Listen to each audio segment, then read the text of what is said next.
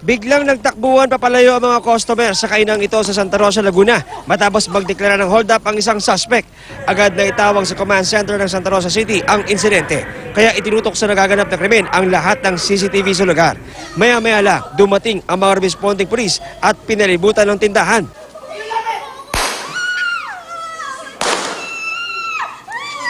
Ang holdapan nauwi sa hostage taking.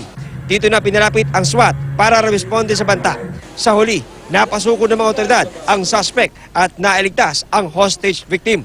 Pero ang lahat ng ito, isang live simulation lamang sa bagong anti-crime program na inilunsad sa lungsod. Personal itong sinaksihan ni PNP Chief Oscar Albayalde at mga opisyal ng lokal na pamahalaan ng Santa Rosa.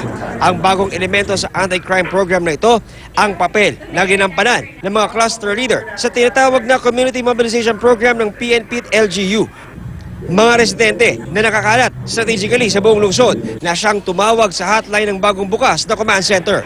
Itong mobilization, yung pinaka-importante, ma-mobilize yung ating community para ma-maintain yung peace and order sa buong bansa.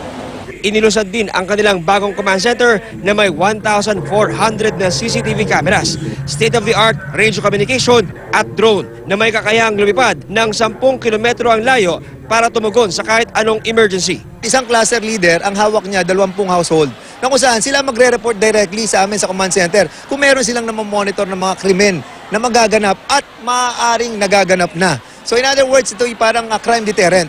John Consulta, GMA News.